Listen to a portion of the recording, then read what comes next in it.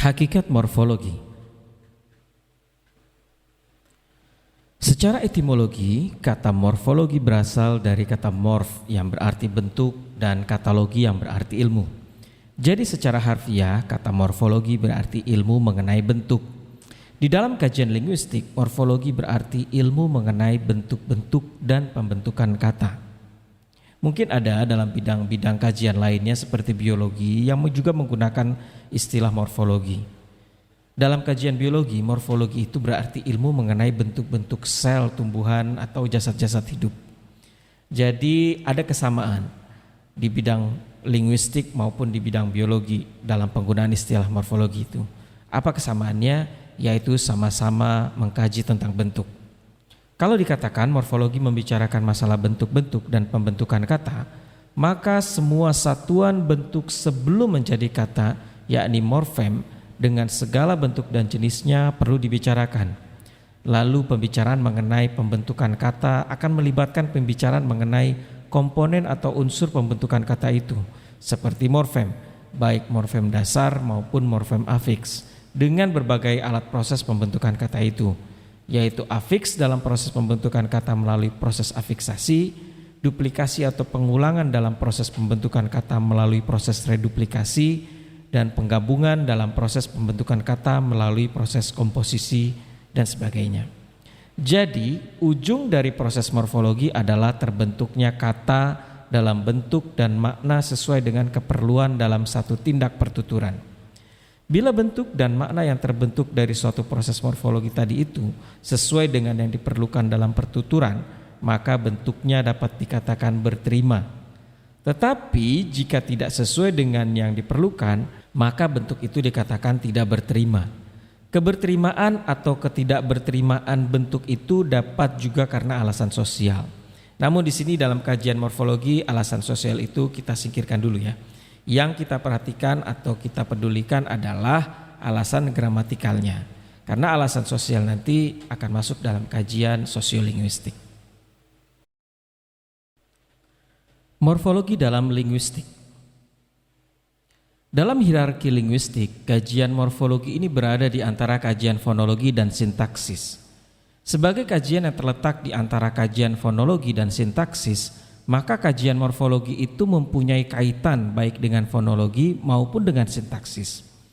Keterkaitannya dengan fonologi menjadi jelas dengan adanya kajian yang disebut dengan morfofonemik atau morfonologi, yaitu ilmu yang mengkaji terjadinya perubahan fonem akibat adanya proses morfologi, seperti munculnya fonem Y pada dasar hari apabila diberi sufiks an. Hari, an menjadi harian. Lalu keterkaitan antara morfologi dan sintaksis menjadi tampak dengan adanya kajian yang disebut morfosintaksis, yaitu gabungan dari kata morfologi dan sintaksis. Keterkaitan ini karena adanya masalah morfologi yang perlu dibicarakan bersama dengan masalah sintaksis. Misalnya saja satuan bahasa yang disebut kata itu dalam kajian morfologi merupakan satuan terbesar, sedangkan dalam kajian sintaksis merupakan satuan terkecil dalam pembentukan kalimat atau satuan sintaksis lainnya. Jadi satuan bahasa yang disebut kata itu menjadi objek dalam kajian morfologi dan juga menjadi objek dalam kajian sintaksis. Morfologi dan ilmu kebahasaan lain. Sebagai ilmu yang mengambil salah satu bagian dari kebahasaan, tentu saja morfologi mempunyai hubungan-hubungan dengan ilmu kebahasaan lainnya, seperti dengan leksikologi. Dari namanya jelas bahwa morfologi ilmu tentang bentuk dan pembentukan kata, sedangkan leksikologi adalah ilmu mengenai leksikon, yang satuannya disebut leksem. Morfologi lebih mengarah pada masalah proses pembentukan kata, sedangkan leksikologi lebih mengarah pada kata yang sudah jadi, baik yang terbentuk secara arbitrer maupun yang terbentuk sebagai hasil dari proses morfologi. Dalam hal semantik, kalau morfologi membicarakan makna gramatikal, maka leksikologi membicarakan makna leksikal dengan berbagai aspek dan masalahnya. Dengan leksikografi, sebenarnya leksikografi adalah kelanjutan kerja dari leksikologi. Dalam arti kalau hasil kerja leksikologi dituliskan, maka proses kerja penulisan itu disebut sebagai leksikografi dan hasilnya adalah sebuah kamus. Jelas dalam proses penyusunan kamus, bidang morfologi ini memegang peranan penting. Sebagian besar proses penyusunan kamus ini mengurusi masalah bentuk dan pembentukan kata, dan yang sebagian lainnya adalah berkenaan dengan kerja penyusunan definisi atau penjelasan mengenai makna kata. Dengan etimologi, morfologi membicarakan proses pembentukan kata yang berlaku secara umum sebagai suatu sistem berkaidah, sedangkan etimologi membicarakan pembentukan atau terbentuknya kata atau asal-usul yang tidak berkaidah. Misalnya kata sinonimi berasal dari bahasa Yunani sin yang artinya dengan, dan kata dari bahasa Yunani onoma yang berarti nama. Contoh lainnya, kata sekaten itu dalam bahasa Jawa berasal dari kata bahasa Arab syahadatain, yaitu ucapan dua kalimat syahadat. Kemudian dengan filologi, morfologi membicarakan proses pembentukan kata dari sebuah dasar melalui salah satu proses morfologi hingga menjadi kata. Sedangkan filologi membicarakan kata yang terdapat dalam naskah dalam kaitannya dengan sejarah dan budaya. Objek kajian morfologi adalah satuan-satuan morfologi, proses-proses morfologi dan alat-alat dalam proses morfologi itu. Satuan-satuan dalam morfologi itu yang pertama adalah morfem, baik akar ataupun afiks. Yang kedua adalah kata. Lalu proses morfologi melibatkan komponen yang pertama adalah dasar atau bentuk dasar. Kemudian yang kedua adalah alat pembentuk berupa afiks, duplikasi, komposisi, akronimisasi, dan konversi. Yang ketiga adalah makna gramatikal. Morfem adalah satuan gramatikal terkecil yang bermakna. Morfem ini dapat berupa akar dasar dan dapat pula berupa afiks. Bedanya, akar dapat menjadi dasar dalam pembentukan kata, sedangkan afiks tidak dapat. Akar memiliki makna leksikal, sedangkan afiks hanya menjadi penyebab terjadinya makna gramatikal. Kemudian ada kata. Kata adalah satuan gramatikal yang terjadi sebagai hasil dari proses morfologis. Dalam tataran morfologi, kata merupakan satuan terbesar.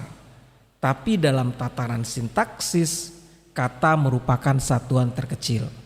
Secara bersendiri, setiap kata memiliki makna leksikal dan dalam kedudukannya dalam satuan ujaran memiliki makna gramatikal. Dalam proses morfologi, dasar atau bentuk dasar merupakan bentuk yang mengalami proses morfologi. Dasar ini dapat berupa bentuk polimorfemis atau bentuk berimbuhan, bentuk ulang atau bentuk gabungan. Alat pembentuk kata dapat berupa afiks dalam proses afiksasi, dapat pula berupa pengulangan dalam proses reduplikasi dan berupa penggabungan dalam proses komposisi. Makna gramatikal adalah makna yang muncul dalam proses gramatika. Makna gramatikal ini biasa didikotomikan dengan makna leksikal, yakni makna yang secara inheren dimiliki oleh sebuah leksem. Makna gramatikal ini mempunyai hubungan dengan komponen makna leksikal setiap dasar atau setiap akar. Struktur, sistem, dan distribusi morfologi.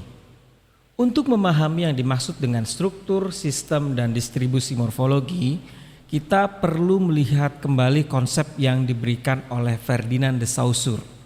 De Saussure membedakan adanya dua macam hubungan yang terdapat antara satuan-satuan bahasa, yaitu hubungan sintakmatik dan hubungan asosiatif. Yang dimaksud dengan hubungan sintakmatik adalah hubungan yang terdapat antara satuan-satuan bahasa di dalam kalimat yang konkret tertentu. Sedangkan hubungan asosiatif adalah hubungan antara satuan-satuan bahasa dalam kalimat tertentu dengan yang terdapat di dalam kalimat lainnya. Jadi kalau hubungan sintakmatik ini bersifat linier karena satuan-satuan tersebut berada dalam satu ujaran atau satu kalimat, sedangkan hubungan asosiatif ini tidak bersifat linier karena berada dalam ujaran atau kalimat yang lain. Louis Halmsø, seorang linguis Denmark, mengambil konsep de Saussure ini dan mengganti istilah asosiatif dengan istilah paradigmatik. Kemudian Firth, seorang linguis Inggris, menyebut hubungan sintakmatik itu dengan istilah struktur dan hubungan paradigmatik itu dengan istilah sistem. Dengan demikian dapat dikatakan struktur adalah hubungan bagian-bagian kalimat secara linear, sedangkan sistem adalah hubungan bagian-bagian kalimat yang satu dengan kalimat yang lain. Fakta dalam bahasa Indonesia menunjukkan bahwa objek selalu terletak di belakang predikat adalah masalah struktur. Fakta adanya kata kerja aktif dan kata kerja pasif dalam bahasa Indonesia adalah menyangkut masalah sistem. Sistem pada dasarnya menyangkut masalah distribusi, yaitu masalah dapat tidaknya suatu konstituen diganti dengan konstituen yang lain dalam kalimat tertentu. Dalam kajian morfologi ada digunakan beberapa model atau teknik dalam menganalisis satuan-satuan morfologi. Di antaranya yang pertama itu teknik analisis unsur bawahan langsung, immediate constituent analysis. Yang kedua, model kata dan paradigma atau word and paradigma model. Yang ketiga, model tata nama, name and arrangement model. Dan yang keempat, model proses, name and process model. Teknik analisis unsur bawahan langsung atau immediate constituent analysis pada dasarnya menyatakan bahwa setiap satuan bahasa yang bukan akar terdiri atas dua unsur langsung yang membangun satuan bahasa itu. Misalnya bentuk pekerja terdiri atas unsur langsung pe dan kerja. Bentuk kata makanan terdiri dari unsur langsung makan dan an. Dan bentuk pertemuan terdiri dari unsur langsung temu dan konfiks per an. Dalam melakukan analisis dengan teknik ini perlu diperhatikan makna dari bentuk tersebut. Misalnya bentuk kata berpakaian, unsur langsungnya adalah prefiks ber dan pakaian. Mengapa? Karena makna bentuk berpakaian adalah mengenakan pakaian. Lalu bentuk pakaian, kata pakaian itu unsur langsungnya adalah pakai dan sufiks an. Kemudian contoh lainnya adalah kata membacakan. Dapat dianalisis atas unsur langsung mem dan bacakan. Tetapi kita juga melihat kata membacakan memiliki unsur langsung membaca dan kan. Namun menurut makna dan urutan pembentukannya, unsur-unsur langsungnya itu adalah me dan bacakan.